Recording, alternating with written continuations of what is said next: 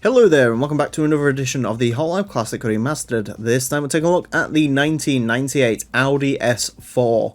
Now, I know, in the last episode I did a lot of gassing about how much I love the 328i saloon. However, this is the car I would own from this sort of generation of German saloons. It is such a good looking car, this generation of A4. It tells you everything you need to know just by looking at it. And the S4's even better.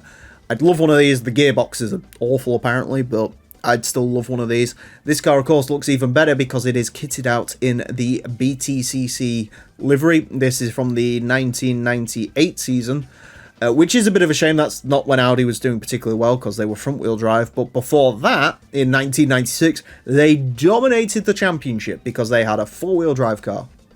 And then in 1997, it had loads of ballast and then a Laguna one, but this still came second, so it's pretty unstoppable.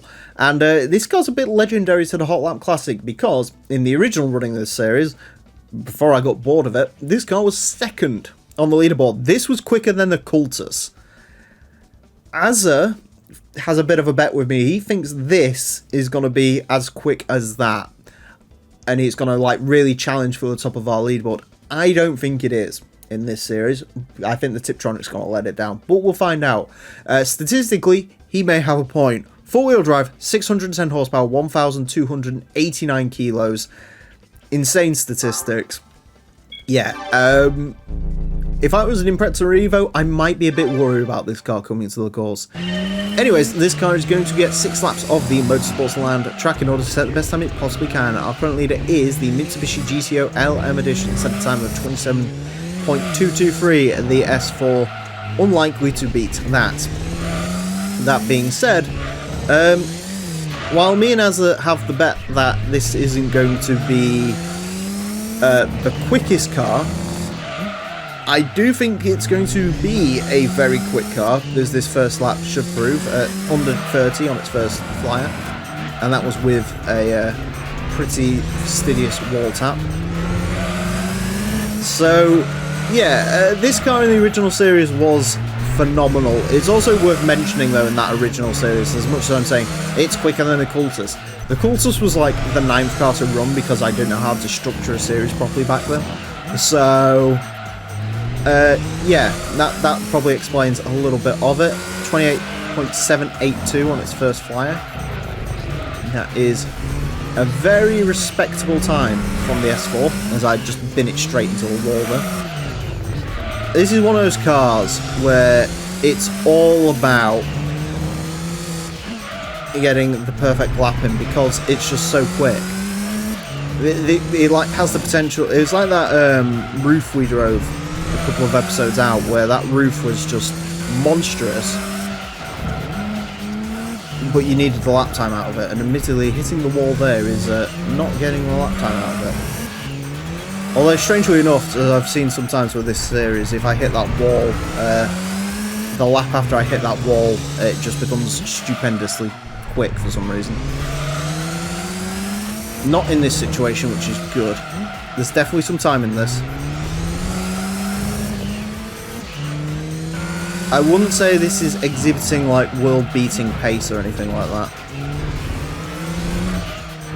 But definitely like the Evos and stuff should be worried about this car. Definitely.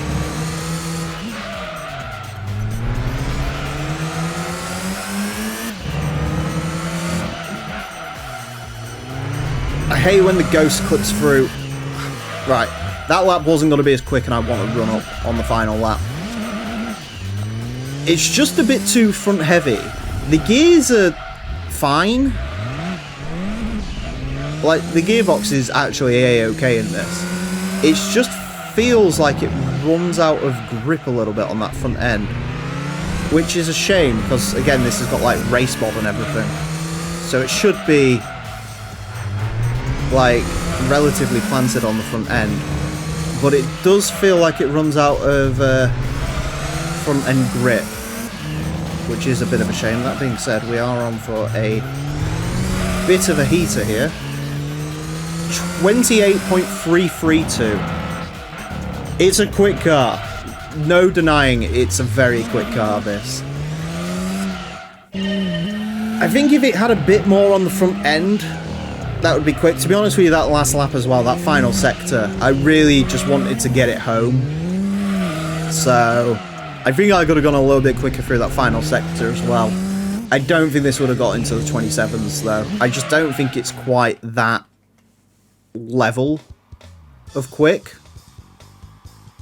But it is quick. I mean, you can see last sector.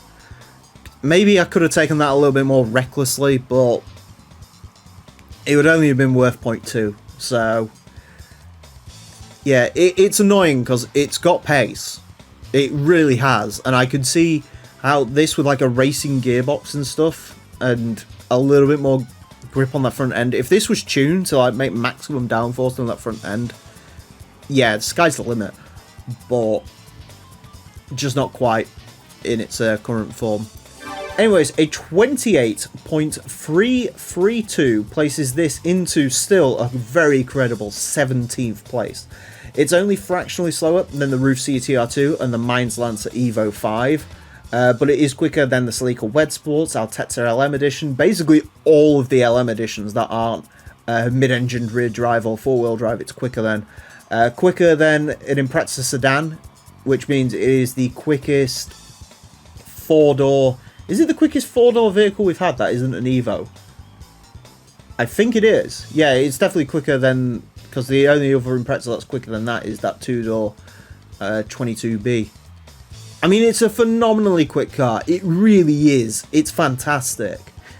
It's just not quite got that final 10% to really, like, make this a world beater. Which is a shame, because I honestly wish this was like this was. I really do. But fortunately, Audi fans, there is another Audi that we've got to test, and I think that one definitely could flatter the top of the leaderboard. Anyways, that is it for this episode. Thank you all very much for watching. Join me next time when I'll be driving something completely different. Until then, farewell. The sorrow that my heart holds in knowing just where my hopes and dreams are going.